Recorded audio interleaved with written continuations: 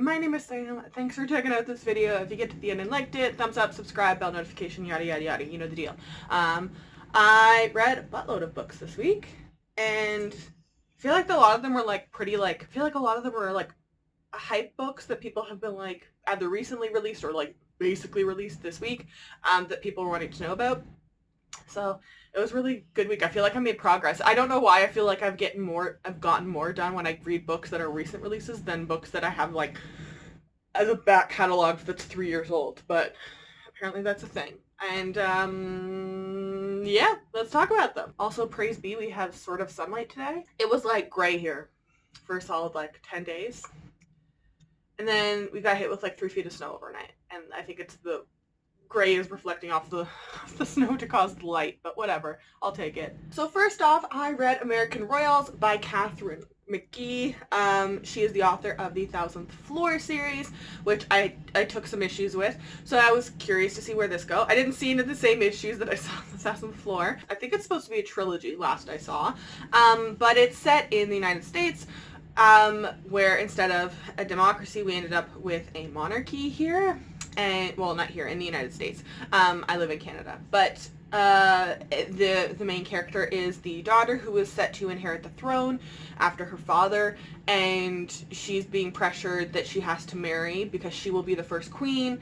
And they think there's going to be some, let's be real, some misogynistic confusion as to why we would let a woman run a country. So they want her to marry and have that guy there. And naturally, the guy they pick is someone that her sister is interested in. Her sister's named Samantha, and yes, she was my favorite character of the whole book, basically. Just like, she's like kind of this like side character underdog, but like she's kind of like, this whole book, she's pretty underestimated, and people kind of push her off because she had, her sister's going to be like the queen, right? And everyone kind of praises her, but she's kind of this like forgotten side piece. But I feel like she comes in when she's needed, and she's a legitimately like good person, and I can understand when she's frustrated. I feel like it's pretty justified. It's honestly, all the romance drama, it's very cheesy. I will absolutely say that. Very cheesy, very tropey. I don't think it's trying to not be, though, so I'm okay with that. And it's like, honestly, like a teenage soap opera. I don't really ever watch teenage soap operas or anything like that, so I can't say if it's like Gossip Girl or any of those Vampire Diaries kind of things. But I mean, I watched soap operas when I was a kid because I thought they were hilarious, and I feel like a lot of the like family drama of everyone's kind of intertangled with everyone else's love interest in whatever weird way for whatever weird reason. That's kind of this. I love that we have the ex-girlfriend who wants back that position of becoming, the prince's girlfriend. I loved that. She's psychotic. And they've clearly done something messed up in the past, that girl and the prince's best friend. That's clearly going to come up in the second book. I'm very curious about that.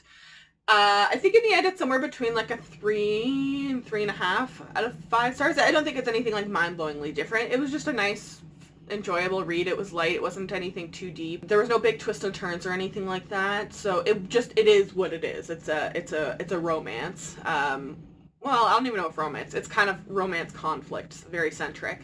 But yeah. So, and I also like just this cover with the end pages being like gold and cherries and the crowns and the underdust jackets and whatever. Yes, I really like this. There was definitely influences in here. I don't know when it was written, but definitely influences in here pulled from how Meghan and Harry are being treated in the UK right now, with Kate Middleton like cradling her baby bump, and then there's like, oh my god, look at Kate cradling her baby bump, and then Meghan does something like, oh my god, she's cradling a baby bump, what is she wrong with? Filthy American. And then Harry has to step in. Like, it's ridiculous. But I feel like there's a lot of that in here because there is a commoner royal romance going on, so I definitely saw elements of that put in there, specifically Meghan and Harry, not so much Kate and William.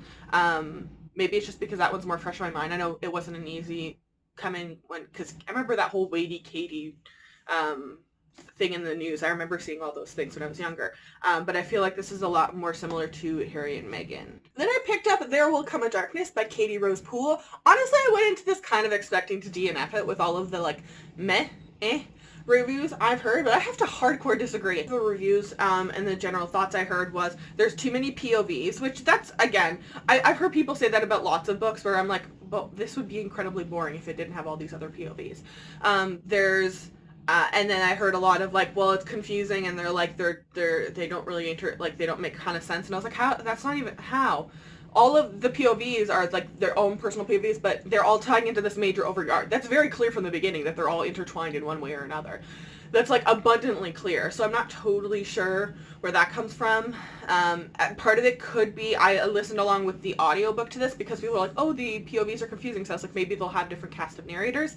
They didn't have as many as I thought they should. I think for a book that was this big of a purchase, you would put money into hiring a narrator for each POV, but they didn't do that. But that aside, I actually did enjoy the audiobook. I am excited for the sequel is all I can really say. I really, really enjoyed this book. In the end, I think I gave it like a 4 or 5 out of 5 stars. I can't really decide who I liked the most. So there's I think there's 5 of them. Is there 5 or 6 of the POVs? I'm trying to remember. I don't know, but there's like a prince that's currently like a refugee trying to get back his crown. There's people playing manipulative games. Then there's, no, that's not true. I think my favorite character was, her name is blanking from my mind right now. It's like something with an E, I think. But she's got necromancy powers. Also, the witnesses who in this are very clearly the villains. There are startling similarities between them and like real world people. Like this world, like this is another book we read that and they're like, this is just drawing parallels to our world and this world. Like that's all they do. We like to villainize refugees and immigrants, and like that's just what we do, and then do like terroristy stuff. Yeah, I thought this was a really good, solid fantasy. So I don't know where all the like hate is necessarily coming from. I'm definitely going to be picking up the sequel, not for $27 because the book is freaking overpriced. Get your shit together, Henry Holt. But like, I really enjoyed this. The ending was very climactic, very like cinematic with this whole like things blowing up and like making the choices that for the better good, and like I feel like a lot of loyalties were shown at the end of this book especially, and the twist at the end was really good. I did not see that one coming. I loved this book. It's just this whole trying to get back the Prince's Kingdom and like the people trying to pull a coup, and yeah, and the necromancy girl. I really loved the girl with the necromancy power. She was really interesting. She's like the pale palm. She's like kind of the serial killer that everyone thinks is, but it's like a whole backstory thing with her. I loved her. I thought all of the characters were honestly pretty fleshed out. Like they've all clearly got their own distinct paths. They can definitely be fleshed out more. There can definitely be more world building and parameters put in place, but it's a series, and I think for a first book, it gave all the information that it needed to, and we can keep fleshing that out in books 2 and I think 3. I'm glad I own it for $16.49 because I'm not paying $27 for a YA book in Canada. And yeah, I can't wait to pick up the sequel whenever it comes out, and I please beg of God they don't do a cover change. Did you guys see what they did to The Deceivers by Kristen Simmons this week? They had this like kind of like, this is total off topic, but they had this like, I don't know, it was like a like just silhouette painted different colors. I actually really liked the first cover. I was curious about picking the book up, and then they're releasing the second book and they changed it and it looks like The Vampire Diaries but for tweens as a TV poster. It's horrendous. I would be like, the publisher should be embarrassed. I don't know how they thought that was gonna sell better. That I could even understand like I can't. I can understand having a book like The Winner's Curse where there's like a person on it. You know that's gonna sell. This doesn't even look that good. This just looks lazy. Like real lazy. Then I read The Scandalous Sisterhood of Prick Willow, placed by Julie Berry. This was so freaking cute. I loved it. It's kind of dark. It is. I was like waiting going in being like, this is going to be very Weekend at Bernie's. And it kind of is. Like, I haven't watched that movie in a while. But like, the entire thing is these girls are at this essentially finishing school. And the woman who runs it, she's not like the greatest person, but like they all really love each other. And they don't have the best at home lives. And they're able to flourish and get away with some stuff at the school because the mistresses, or the headmistress or whatever, is not the most vigilant, I guess. But they get away with things that they wouldn't be able to get to do at home. Specifically, there's one girl that's really interested in like the science of death, and you know, just finding out like when bodies die, how they, you know, do whatever. I feel like she was kind of similar to Temperance Brennan a little bit, and she wouldn't have been able to get to do all that stuff. So it literally starts off as the lady of the house and her brother, who is just there having dinner, both drop dead at dinner, and they don't know exactly what killed them. They know it was certain specific things because they were eating different meals, so they're trying to figure out who killed who. And then naturally, they didn't know that the headmistress had decided to throw a surprise birthday party that night. So people start showing up and they have to start hiding the dead body. And then one of the girls just dressing up as the dead body, but as a live person. And there's just it's kind of adorable. And they decide, I don't want to go home. I want to stay here with you, my sisters. Let's pretend that they're still alive so we don't get taken away. But also, like, let's try and figure out who killed them so we can avoid that person. Was it one of us? Was it not one of us? So they're kind of trying to do some sleuthing at the same time. They all have different skills, which I really enjoyed. One of the girls is very good at organizing. Another one is really good at balancing books. Another one is really good with the sciences. Another one is interested in cooking. So they all find their skills and work together to keep teaching each other skills and also make sure the house keeps running, and then find a way to make sure that they keep having an income, so making sure that their parents still get the bills sent from the school, so forging documents, all of these different things that they're really, really smart. They think things through. The ending was really, really fun. I liked the ending. It's kind of like a dark premise overall, and I don't think there was any like burst laugh out loud scenes, but just the entire premise was fun. The cast was fun. The tone of everything was really fun. I don't think it took itself really seriously, which did make it like very light and fun. And so yeah, I really enjoyed this. It's like a 4 or 5 out of 5 stars. I'm really, really happy I read this. This week I also tried to read Stronger Than a Bronze Dragon by Mary Fan. I wanted to freaking love this book. I liked the cover, actually. It's very simple, but this could be really cool as like a finished copy, and I wanted to see if I liked it. Then I could try and find it in stores and see if it looked like something I'd want to buy. Sadly, I DNF'd this at page 72, I think it was. It's a total personal taste thing. I am someone who I have a very difficult time reading, let alone enjoying books, where the main character blames herself for everything that she has no control over. When other people do bad things, and then she blames herself for said thing. I just can't stand that kind of attitude in characters, especially female main characters. And then having because I was following along with the audiobook narrator, I can't remember what her name is off the top of my head, but I think I've seen her before, and I'm pretty sure it was on another book that I didn't enjoy the narration of.